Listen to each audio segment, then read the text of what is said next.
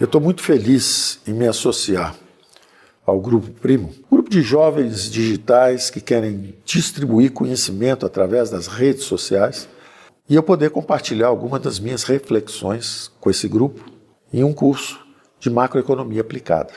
Talvez não saibam muitos que em meados dos anos 80 o Brasil estava em meio a uma enorme turbulência econômica, rumo a uma hiperinflação, quando nós brasileiros inovamos o universo educacional, criando os MBAs executivos, os primeiros MBAs executivos. Universidades americanas lançaram isso uma década depois.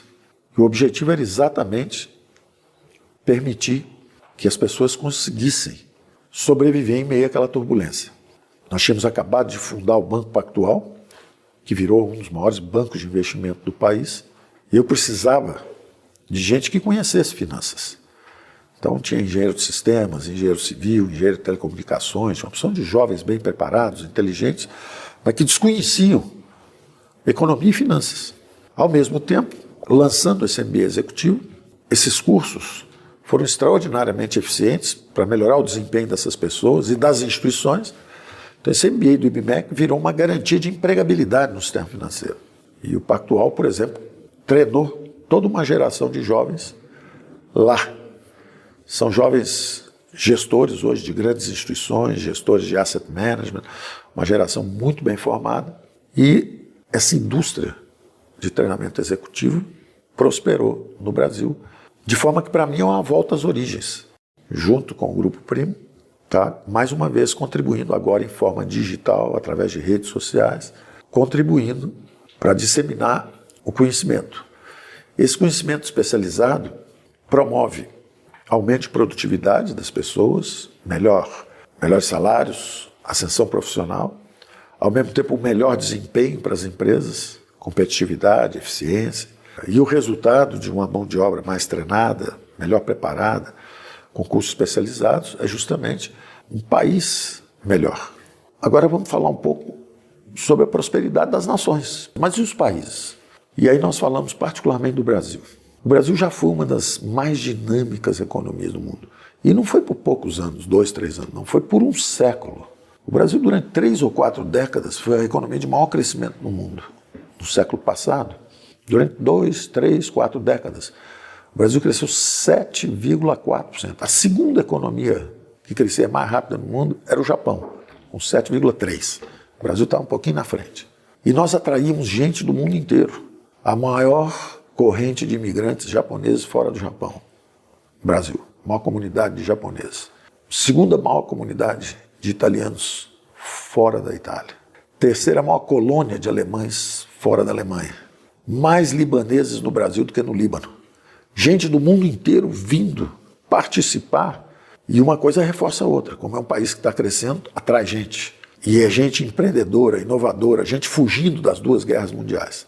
Eles vêm para o Brasil e ajudam o Brasil a crescer. E trazem as técnicas. Um funda uma empresa de moer café, o outro funda de uma empresa de produtos têxteis, né? O outro vai para a agricultura.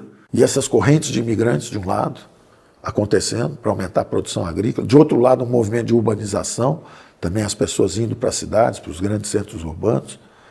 E o Brasil crescendo. Imagina 2, 3 décadas crescendo 7,4% ao ano em média. Extraordinário. Aí você fala, mas isso foi um período extraordinário. Vamos pegar um século, vamos pegar 100 anos. Surpresa. Brasil e Japão na frente de novo. Estão os dois lá. Você pegar os últimos 110 anos, de 1900 até 2008, 2009, era Brasil e Japão de novo. Os 2 primeiros lá na frente. Só que o Brasil começa a perder posição. Como eu disse primeiro, em 2 ou 3 décadas, o Brasil na frente e o Japão em segundo. Aí você pega os últimos 108 anos, de 1900 a 2008, aí já está o Japão em primeiro. Aí você entra nesse período mais recente, o Brasil continua descendo lentamente. Então o Brasil hoje é prisioneiro de uma armadilha de baixo crescimento. Ele perdeu a dinâmica de crescimento. Nós recuperamos essa dinâmica em pouquíssimo tempo, no meio de uma guerra da Ucrânia e no meio da maior crise sanitária que o mundo já enfrentou. Apesar disso tudo, a bússola do conhecimento, dos fundamentos de economia, nos permite enfrentar os maiores desafios com sucesso. As previsões é de que o Brasil cairia 10%. O FMI veio aqui e fez uma previsão de queda do Brasil de 9,7% do PIB. Bom, quem caiu 9,7% exatamente foi o Reino Unido, foi a Inglaterra. A Itália caiu mais de 8%, a França caiu mais de 7%, a Alemanha caiu 5,6%, o Japão caiu 4,5%, o Brasil caiu 3%. Menos do que todo mundo, porque tinha ferramentas econômicas. Criamos imediatamente a renda básica do cidadão, que na verdade era o Auxílio Brasil, emergencial. Então, dinheiro na mão, foi a maior redução de pobreza em 40 anos. Por quê? Conhecimento econômico, de novo. Quer ajudar a pobreza? Dá o dinheiro direto para ele. Não dá para um grande ministério, que depois vai passar para um banco público, que depois vai emprestar para um grande campeão nacional, que depois vai... Isso é como levar sorvete no deserto. Vai derretendo, derretendo, chega só a casquinha no final. Já derreteu no circuito. Então, na hora que nós criamos as transferências digitais, o Pix, e depositamos no bolso de cada brasileiro, todo mês, aquele recurso, o efeito renda foi instantâneo. O Brasil voltou em V com alta velocidade. Ao mesmo tempo, amortecemos também o impacto, de novo, com o conhecimento econômico. As empresas estão demitindo. O Brasil tinha 106 milhões de população economicamente ativa, 46 milhões tinham carteira assinada. 40 milhões eram os invisíveis, ninguém sabia, economia informal. O salário mínimo era R$1.000, só que tem os encargos trabalhistas, todos os encargos sociais. Uma empresa contrata uma pessoa por R$1.000, paga R$2.000. Então, para os 40 milhões que tem carteira, 40 milhões estão fora. Cada um conseguiu um emprego e jogou o outro dentro d'água. Então, eram 46 milhões empregados, 40 milhões invisíveis, trabalhando na economia informal, e 20 milhões recebendo ajuda social. Nós pegamos 20 milhões da ajuda social, mais os 40 milhões de invisíveis, e demos o Auxílio Brasil para todos eles. E a resposta foi fulminante. A economia voltou em V, como nós dizíamos que ela ia voltar. E a queda foi menor. Da mesma forma, quando começaram as primeiras demissões, nos primeiros 60 dias, nós perdemos 1.500.000 empregos formais, 1.200.000 empregos formais. Nos primeiros 30, 40 dias, não deu nem 60 dias, a gente já tinha perdido mais de 1 milhão de empregos. Imediatamente criamos o benefício emergencial. É o seguinte, você vai demitir? Não demite. Reduza a carga horária, paga metade, a gente paga a outra metade. Então, se é um restaurante, em vez de fechar, mantenha aberto 2 horas, em vez de funcionar 8 horas o dia inteiro, 2 horas antes do almoço, 2 horas antes do jantar, prepara, entrega aí na vizinhança, né, porque estava em distanciamento social todo mundo, entrega comida aí para todo mundo aí na vizinhança, trabalha 4 horas só, e nós pagamos as outras 4 horas para o seu funcionário, de forma que você não demita. 11 milhões de CPFs nós preservamos. Como são 46 milhões de trabalhadores, sendo que tinha 13 milhões de funcionalismo público, sobravam 33 milhões com carteira.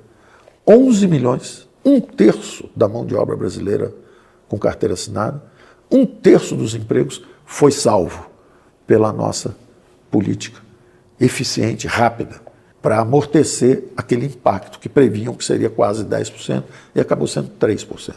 E aí voltamos em vez, subimos 5%, no ano seguinte 3%, e o Brasil poderia seguir crescendo 3%, 4%, 10 anos seguidos.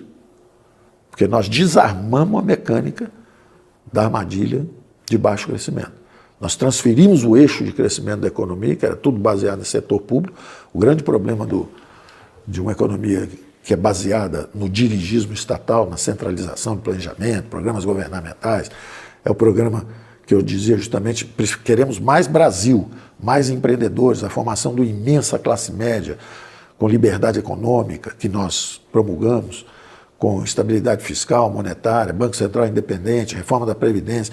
Então, na verdade, quando você bota os fundamentos no lugar, você vê a trajetória de crescimento da economia se acelerando. Você está fazendo as reformas estruturantes. Se você começa a tirar isso do lugar, você volta para a armadilha de baixo crescimento. Então, vocês vão ver que, nos gráficos, porque uma imagem vale mais do que 1000 palavras, vocês vão ver que há países que estavam adormecidos, por exemplo, na época do socialismo de Mao Tse-tung, os países completamente sem crescimento, a economia morta, e de repente, quando eles mergulham nos mercados globais, começam a abrir as zonas francas de exportação, viram o maior trader do mundo, quer dizer, isso é Adam Smith, é lição básica. O Adam Smith foi o primeiro a descobrir essa engrenagem de cooperação social que são as economias de mercado. Ele se referia à mão invisível, no fundo é uma confluência, um sistema de circunstâncias em que todos acabam cooperando para fazer o crescimento e a prosperidade. Então aí vocês veem a China de repente disparando porque mergulhou no capitalismo. A China, apesar de ser um regime político fechado, do ponto de vista econômico, ela é um capitalismo brutal. Talvez o de maior ferocidade desde os ingleses 2 séculos atrás. Há um prêmio Nobel, inclusive, que escreveu um livro, Como a China se tornou o gigante capitalista. Então vocês vão ver nos gráficos, por exemplo, o declínio de uma Argentina, o empobrecimento fulminante de uma Venezuela, o declínio de uma Argentina ao longo de um século. Era a 3ª, 4ª maior renda per capita do mundo. O primeiro metrô da América foi na Argentina, não foi em Nova York, foi em Buenos Aires. Autossuficiente em produtos agrícolas, autossuficiente em petróleo, classe média educada, e mergulhou. Ao longo de 100 anos ela empobrece ano a ano, porque a visão, a ideologia está destruindo as bases científicas de cooperação social. Então as ciências econômicas são importantes porque elas explicam a prosperidade das nações. Como é que a Inglaterra foi um império? Como é que os Estados Unidos, uma colônia que se revolta contra o Reino Unido pelo excesso de impostos, o imposto excessivo sobre chá, sobre tabaco, fez a Revolução Americana. Eles dizem, não, nós queremos liberdade. Liberdade para empreender, liberdade... Vocês estão nos cobrando impostos, taxation without representation.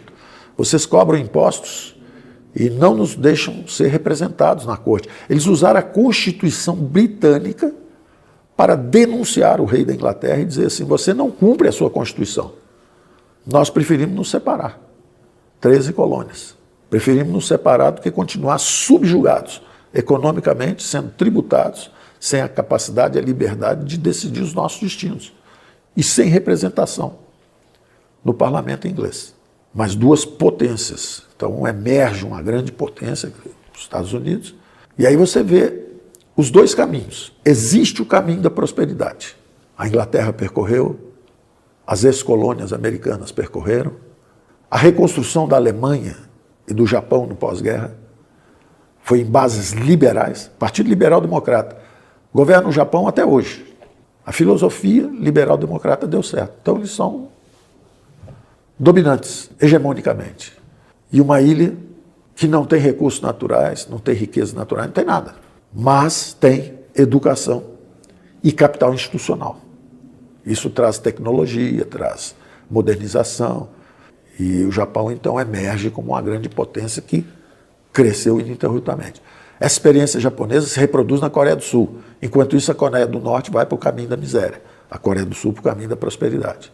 A Alemanha Oriental, caminho da miséria. A Alemanha Ocidental, caminho da prosperidade. Até a reunificação sob as bases do capitalismo democrático. Economia de mercado e democracia. Da mesma forma na América Latina. Cuba tinha uma renda per capita relativamente alta para a região. Ela mergulha e só desce até hoje.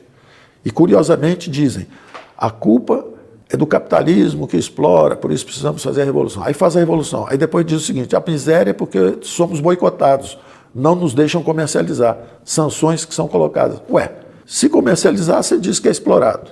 Se não comercializar, você diz que está pobre porque tem sanções, porque não deixam você comercializar. Quer dizer, não há sequer fundamento lógico na defesa ideológica da implementação das economias dirigistas e dos sistemas políticos fechados. Então são 2 faces de uma mesma moeda. São os 2 grandes algoritmos de coordenação e cooperação social que a humanidade descobriu ao longo de milênios. Eu diria até ao longo de séculos agora, mas eu posso dizer milênios porque 500 antes de Cristo já tínhamos uma democracia em forma incipiente, de Péricles na Grécia, e sempre tivemos economia de mercado, porque os fenícios, os babilônios, todos já praticavam, já comercializavam. Então são 2 algoritmos de cooperação social que evoluíram. Não é meia dúzia de caras que se reuniram em torno de uma seita. Marx é um pós-ricardiano menor. Do ponto de vista científico, quando você fala de teoria econômica, o pai do socialismo, o marxismo, é um pós-ricardiano menor, baseado numa teoria totalmente equivocada. Teoria do valor-trabalho, manipulada por ele, e se transformou numa religião laica. Roubou a bandeira da prosperidade das grandes religiões, porque nós, humanos, somos fraternos, cooperativos, temos empatia. Há registros de animais que foram feridos milhares de anos atrás, não teriam condição de sobrevivência. Imagina um símio que tem os 2 braços quebrados quando tinha umidade ainda jovem. Ele não conseguiria sobreviver na floresta. E quando você vai e examina a datação de carbono dos ossos, ele viveu até uma idade adulta, apesar da fratura ter registros anteriores. A tribo o protegeu. Então nós sempre fomos solidários. E essa fraternidade foi guardada através das grandes religiões. O socialismo roubou a bandeira das grandes religiões e, baseado numa teoria de valor-trabalho completamente superada, obsoleta, não explica nada do que a evidência empírica mostra, levou países e continentes à miséria e continua levando até hoje. Então nós vamos examinar também os fundamentos dessa prosperidade, que é uma expansão contínua da oferta, da produção agregada. É a acumulação de capital, máquinas, equipamentos, instalações industriais. A tecnologia que vem e amplifica a potência. Da mesma forma, essas correntes migratórias que foram essenciais para desenvolver o Brasil, a dinâmica populacional brasileira, porque havia sempre a ameaça de uma miséria em massa. Imagina que a população brasileira chegasse a 1 bilhão, 1,5 bilhão, como foi o desafio da Índia ou da China, a ameaça de miséria em massa. No caso brasileiro, a própria educação do brasileiro foi gradualmente levando à desaceleração da taxa de expansão demográfica. E como um alimentava o outro também, entravam os imigrantes, o país crescia mais rápido, crescendo mais rápido, trazia mais imigrantes. Quando o Brasil também caiu nessa armadilha de baixo crescimento, os imigrantes pararam de vir. Hoje é o contrário. Os brasileiros com recursos já têm pouso lá fora. Tem casa em Miami, tem casa em Lisboa, tem casa na Itália, tem casa em Londres. Primeiro os mais afluentes vão desviando lá para fora seus recursos e suas residências e etc. Depois começa a classe média, porque é natural, chama-se brain drain, é a perda dos cérebros. O garoto se formou em ciência de computação, vai trabalhar no Brasil ou vai aceitar um emprego na Google? O engenheiro de telecomunicações vai também para um país mais avançado. Então você começa a perder gente da classe média. E depois os filhos também das classes menos abastadas começam a se deslocar. Você ganha 2, 3, 4, 5 mil dólares de repente entregando pizza em Boston. Ou cantando à noite em Barcelona, como artista. E começa um esvaziamento cultural, econômico e populacional do país. Então essas coisas estão ligadas. Ou nós criamos um bom ambiente de negócio, com regras claras, regras fiscais, um regime fiscal consolidado, um regime monetário consolidado, regime cambial consolidado, regime tributário consolidado. Ou você cria essas regras claras que formam esse capital institucional de um país, o relacionamento entre os poderes, todo mundo jogar dentro das 4 linhas, todos jogarem dentro das 4 linhas.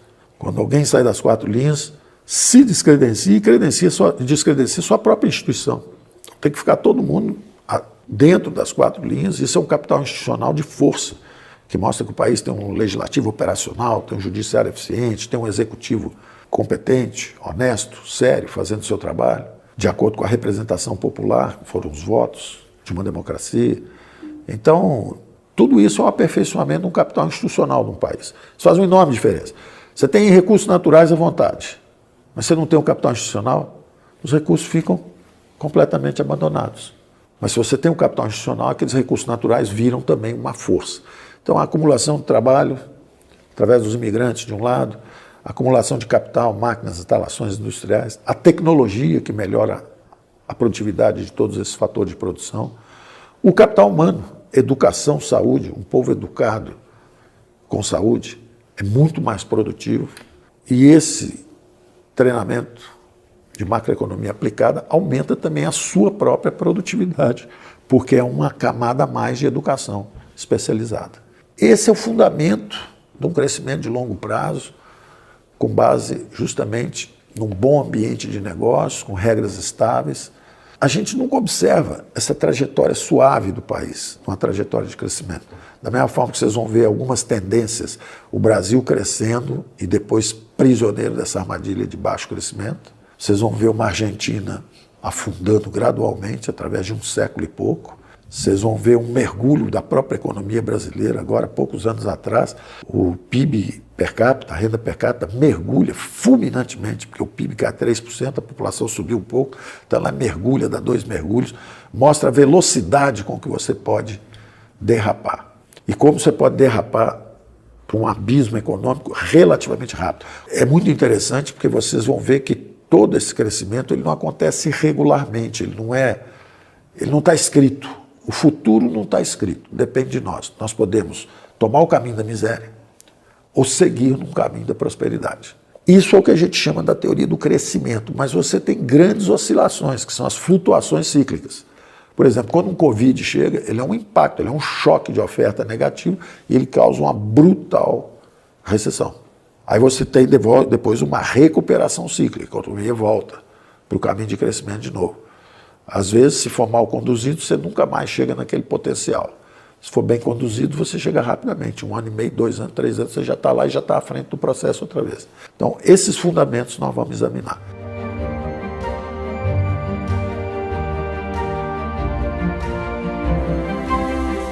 Como nós ficamos 30, 40 anos com os gastos do governo crescendo ininterruptamente, as trajetórias de despesas públicas, e isso é a visão dinâmica da economia. A economia são sistemas dinâmicos, são trajetórias de gastos. Então nós precisamos controlar essas trajetórias de gastos futuros. Praticamente tínhamos 3 principais gastos. O primeiro gasto era a Previdência, 700 bilhões de reais, subindo 30, 40 bilhões todo ano. Era um abismo fiscal à nossa frente. Então tínhamos que enfrentar uma reforma da Previdência. O nosso primeiro movimento foi justamente atacar os privilégios de um lado, ou seja, se você já ganha 30, 40 salários mínimos, 30, 40 vezes o que ganha alguém, um trabalhador comum. Teve a vida toda um salário extraordinariamente elevado, teve oportunidade de poupar, teve oportunidade de se educar, é de uma classe mais alta. Aí depois que você se aposenta, você quer que o Estado continue pagando a você 30 vezes mais do que paga para o cidadão comum? Está errado. Isso é um privilégio. Aliás, o governo brasileiro virou uma fábrica de privilégios. Privilégio para quem recebe mais na aposentadoria, privilégio para as empresas campeãs nacionais que recebiam crédito subsidiado com dinheiro do trabalhador, os fundos dos trabalhadores que ficavam no BNDES. E isso era emprestado para as grandes empresas, propriedade de grandes fortunas com dinheiro subsidiado. Então o governo brasileiro fazia transferências perversas de renda. Tira dinheiro do trabalhador, no fundo FGTS, ou mesmo no fundo PIS/PASEP, que tinha também de funding na Caixa também, pegava o dinheiro do trabalhador e subsidiava grandes empresas, transferindo renda do trabalhador brasileiro para grandes empresários. Então, temos que acabar com esse privilégio e temos que fazer, de novo, uma mudança de regime. Sair do regime de repartição. Repartição é o seguinte, os jovens recolhem encargos trabalhistas e pagam para o mais velho. Qual o problema disso? É que é uma bomba relógio. Quando eu era jovem, eram 14 jovens para financiar um adulto. Recentemente, já eram só 6, 7 jovens para cada idoso. Daqui a 20, 30 anos, vai ser o contrário. A população envelhece, são 14 idosos para um jovem. Quebrou a Previdência. Então, é uma bomba relógio. Vai de reforma em reforma. A não ser que você mude o regime para capitalização. Tivemos sucesso em remover os privilégios, não tivemos sucesso em fazer mudança para o regime de capitalização. Houve um bloqueio parcial da reforma por razões de falta de sustentação política, para ir um pouquinho mais profundamente. Eu acredito que é por falta de conhecimento. Os próprios trabalhadores e sindicatos estariam muito melhor protegidos se fossem, por exemplo, agentes gestores. Você representa um sindicato de trabalhadores, tem 20 mil, 30 mil, 40 mil. São 40 mil vidas que podem ajudar a gerir um fundo. Ou seja, eles recebem exatamente não por enfrentar empresários tentando extrair ganhos que não existem mais, né? Uma economia que não está prosperando na mesma velocidade, Não adianta o sindicato tirar mais do que consegue das empresas, mas podiam ajudar muito. Na verdade, ajudando a gerir esses recursos que eles trazem os seus trabalhadores e ajuda a gerir esse recurso, se moderniza e aumenta o mecanismo de acumulação de capital, porque tudo isso vai ser bem gerido e aumenta a aceleração de acumulação de capital, a economia cresce mais rápido, a produtividade é maior, etc. Então, primeiro nós atacamos esses privilégios na Previdência. Depois eram os gastos da reforma administrativa. O segundo maior gasto eram os juros da dívida. Os juros da dívida. 400 bilhões de reais ano. Por quê? Pela descoordenação de política monetária e fiscal. O fiscal frouxo, quer dizer, o governo gasta muito. E aí o Banco Central tenta frear a inflação. Fiscal frouxo, o governo gastando muito, o Banco Central tentando frear a inflação sozinho. É como se tivesse um com o pé no acelerador, outro com o pé no freio. Aí o juro vai lá em cima. Com o juro lá em cima, a dívida segue em bola de neve, subindo em bola de neve. Então nós temos que atacar isso. Como? Controlando a trajetória de gasto do governo, e aí o Banco Central não precisa ficar com o juro lá em cima. As despesas caíram de 400 bilhões, caíram 100 e poucos bilhões no primeiro ano, e mais uns 80 bilhões no segundo ano, vieram para 200 e poucos, 260, uma coisa assim. Então o segundo grande fator de despesa do governo desceu também quando nós mudamos o mix de política fiscal e monetária. Mas ainda fizemos mais, porque o que acontece? Vamos fazer as privatizações, porque aí você derruba o estoque da dívida. Com as privatizações você derruba o estoque da dívida. Então nós começamos a acelerar também as privatizações e a desalavancagem de bancos públicos. Em vez de financiarem os grandes campeões nacionais, em vez de você dar 10 bilhões para uma grande empresa, você dá só 5. Só que é para pequenas e médias e não para grande. Então você aumenta o crédito, nós, na verdade, democratizamos o acesso ao crédito, aumentamos os empréstimos para pequena e média empresa, mas permitindo a desalavancagem dos bancos públicos, para devolverem o que deviam à União, pagarem à União. Isso também derruba a dívida e o serviço da dívida. Então, essa foi a estratégia, isso funcionou os 2, 3 primeiros anos, de repente chegou o Covid e botou a dívida de novo para cima, mas o Brasil é o único país do mundo, tirando a Arábia Saudita e Singapura, que é uma cidade-estado, cuja dívida PIB caiu. Ou seja, a nossa geração pagou pela guerra da Ucrânia e pela guerra do Covid. Nós não empurramos a conta para filhos e netos. Nós pagamos a guerra. Todos os outros países vão ter que pagar lá na frente. Os filhos e netos vão ter que pagar lá na frente. Principalmente os Estados Unidos, que agora, inclusive, tiveram a dívida remarcada para baixo. Uma queda na classificação de risco dos Estados Unidos, enquanto o Brasil melhorou o risco exatamente porque nós controlamos a dívida PIB, enquanto eles não. A média de aumento na dívida PIB no mundo inteiro foi 10,5%. O Brasil, ao contrário, quando a doença chegou, a dívida PIB era 76%, ela caiu para 73%. Nós devíamos menos ao final do governo do que no início do governo, porque estávamos atentos. Fluxos e estoque. Fluxos, tira o pé do acelerador fiscal, controla os gastos do governo de um lado, e aí o juro pode ser um pouco mais baixo. Isso medida de fluxo. Mudamos o mix de política fiscal e monetária. No estoque, reduzimos a dívida, privatizando e desalavancando bancos estatais, pagando a União. Então a segunda grande despesa foi controlada. A primeira era 700, Previdência, a segunda era 400, a dívida, todo ano de juros da dívida, todo ano 400 bilhões. Isso era muito mais do que o Bolsa Família. Era 10 vezes mais do que o Bolsa Família original, que era 30 bilhões. E nós estávamos gastando 10 vezes mais com o endividamento em bola de neve. A terceira maior despesa, salários do funcionalismo, que tinham tido um ganho de 50% acima da inflação ao longo de 17 anos. O que nós fizemos? Nós digitalizamos o serviço público. O Brasil ganhou o prêmio de melhor governo digital das Américas, à frente dos Estados Unidos, à frente do Canadá, e o terceiro melhor governo digital do mundo.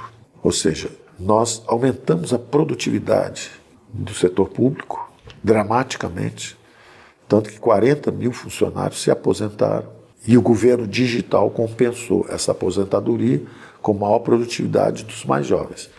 E quando o Covid chegou, da mesma forma, em meio a um momento de caos, em que as pessoas estão perdendo vidas, as empresas estão falindo, quebrando, as pessoas perdendo empregos, nós pedimos uma pausa de reajustes. Tiramos nada de ninguém. Todo mundo queria fazer uma reforma administrativa para cortar 20% de salário. Não cortamos salário de ninguém, ao contrário, só interrompeu-se nos 3 níveis de governo, federal, estadual e municipal.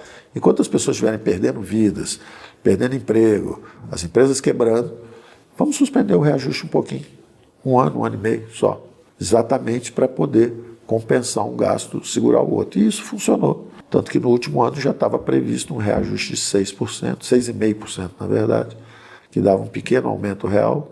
Mas aí houve uma opção política de gastar mais com obras, coisas assim.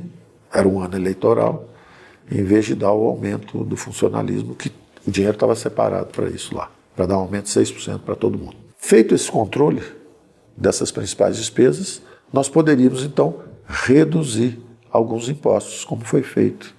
O liberal-democrata controla os gastos do governo, derruba os juros, os investimentos privados entram, 980 bilhões de investimentos contratados em mineração, em ferrovias, em petróleo, concessões, aeroportos, privatizações, um fluxo, 2 planos Marshall, 2 vezes mais dinheiro do que foi usado para reconstruir a Europa no pós-guerra. Com a mudança dos marcos regulatórios, cabotagem, saneamento, todas essas mudanças de marcos regulatórios atraem investimentos. A retomada dos leilões de petróleo, dos poços, todos esses leilões atraem investimentos. Nós tivemos compromissos de 10 anos, em torno de quase $1 trilhão, compromissos assumidos que estão em andamento, exatamente porque nós mudamos esse equilíbrio. Em vez de ser o governo tentando puxar a economia, os juros altos, e mata esse $1 trilhão de investimentos privados, é o contrário, você controla os gastos do governo e a liquidez do mundo inteiro vem para o país para investir e fazer o país crescer. São dezenas, centenas de investidores, grandes operadores internacionais entrando. E milhares, milhões de investidores financeiros colocando recursos para fazer toda essa transformação econômica no país, a transformação do Estado brasileiro, saindo da área, justamente das áreas onde ele estava, que não são atividades fim de um governo. Atividade fim de um governo não é petróleo, é saúde, educação, saneamento, são as coisas, segurança pública. E as coisas foram acontecendo. É evidente que seria muito melhor ter conseguido fazer o pacto federativo desde o início, a reforma tributária, a reforma administrativa. Nós fizemos a reforma da Previdência, destravamos leilões de petróleo no primeiro ano, aprovamos a lei de liberdade econômica, as reformas microeconômicas, democratizamos o acesso ao crédito, fomos fazendo aquelas mudanças importantes. Por isso que eu tinha certeza que o país não ia cair 10%, ia cair 3% quando chegou o Covid, porque eu sabia que o organismo já estava ficando mais resistente. E aí, com as medidas que nós fizemos, o organismo começou a se recuperar, a economia se recuperou. E continuamos, no segundo ano, fizemos todos os planos de combate à pandemia. No terceiro ano, retomamos as reformas estruturantes, né? Fizemos marco de saneamento, continuamos fazendo cabotagem, continuamos fazendo. E independência do Banco Central, né? Quando a inflação começou a subir, nós dissemos, olha, antes que esse aumento transitório e setorial de preço, que eram preços de alimentos e preço de material de construção, que estavam subindo no início do Covid. Antes que isso se generalizasse e perdêssemos o controle, independência do Banco Central. Porque um Banco Central independente, ele sabe que a missão dele é garantir a estabilidade de poder de compra da moeda, ou seja, o valor de compra das aposentadorias, dos salários, da poupança, e a forma de você manter o valor de compra é justamente esse sistema que nós temos de metas de inflação. Quando a inflação sobe e escapa da meta, fugiu da jaula, a variável de controle, que são os juros, começa a subir e a inflação desce e volta para a jaula. Da mesma forma, nós precisávamos de uma meta de endividamento, ou seja, uma faixa. A dívida brasileira pode ficar entre 60% e 80%. Quando ela escapa dessa faixa, você precisa das variáveis de controle, que foi exatamente o que nós fizemos. Ou seja, nós precisamos criar qual é o regime fiscal, já que não tem teto, já que o teto complica, já que tem situações extraordinárias, nós criamos a cláusula de calamidade pública, ou seja, o teto é retrátil. Quando tem um desastre, tem uma guerra, tem qualquer coisa, você vai lá, aperta o botão, que é a cláusula de emergência, cláusula de calamidade pública, o teto abre e você gasta. Foi o que nós fizemos. Mas as despesas transitórias, com a guerra, com o Covid, o que for. Acabou a guerra, você aperta o teto, ele baixa de novo e trava. Esse era o regime que existia. Mudou-se agora, está indo em direção a um arcabouço fiscal diferente, mas nós já tínhamos a visão de que tem um instrumento muito mais simples e muito mais efetivo. Da mesma forma que tem a meta de inflação e o juros sobe ou desce de acordo com a trajetória da inflação, você tem que ter a meta de dívida. E na hora que o endividamento estiver crescendo muito rápido, você acelera privatizações, você usa suas variáveis de controle, controla gastos, usa suas variáveis para jogar a dívida de volta para a jaula, para ela ficar lá dentro. Então, a sustentabilidade fiscal é basicamente um fenômeno financeiro. Você tem que manter uma estabilidade fiscal, seja porque você vai aumentar os impostos, o social-democrata gosta de aumentar impostos, nós preferimos controlar os gastos, o liberal-democrata. Mas a ciência econômica diz que os dois são válidos. Num caso, a gente pode crescer mais rápido se o setor privado é que for quem puxa a economia. No outro caso, quem aposta em governo acha que vai crescer mais rápido se fizer aposta no governo e aumentar os impostos. Não é o que a teoria econômica mostra. Os governos dirigistas todos tiveram uma performance muito inferior às democracias liberais. A exceção recente é a China. E é uma exceção que pode ser temporária, porque todos os regimes centralistas, eles desempenham muito bem durante 10, 15, 20, 30 anos. Porque fazer estrada é uma tecnologia dominada, é simples. Fazer uma hidrelétrica também é conhecida, a tecnologia. Então, fazer investimento em aço, em siderurgia, durante 10, 20, 30 anos, são tecnologias conhecidas, você cresce rápido. Mas o sistema centralizado não tem inteligência suficiente, porque o vigor da nossa espécie, inclusive, é essa, é a nossa diversidade. Um inventa aqui uma aplicação da internet, o outro inventa o carro elétrico, o outro inventa Google, o outro inventa... Ninguém sabe o que vai ser mais efetivo. Então, o bom é justamente essa descentralização de inteligência, que uma vez que isso é um princípio básico, o filósofo da ciência dizia, quanto maior o número de experimentos, maior o ritmo de progresso. Porque você experimentou várias coisas, um deu certo, todo mundo vai e copia aquilo e aquele é o certo. Se é centralizado, é o ministro do planejamento ou é o primeiro-ministro que sabe o futuro e que vai decidir que programas vão ser os mais efetivos? Como é que esse cara pode saber tudo? Tem que ser descentralizado. Feito esse controle do lado de cá, devia ter a reforma tributária. Agora nós vamos em direção à reforma tributária. E os princípios também são conhecidos. Tem um pacto federativo, pelo qual cada instância de governo determina os seus impostos. Tem uma inexorabilidade técnica, você tem que sair de bases pouco eficientes, como faturamento, onde você tem cumulatividade de impostos. Você sai de faturamento, sai de folha de pagamentos, o que causa desemprego em massa. Os encargos sociais e trabalhistas são armas de destruição em massa de trabalho. E essas reformas estruturantes sofreram um abalo, um atraso, exatamente porque o Covid chegou. Então a reforma tributária acabou não acontecendo.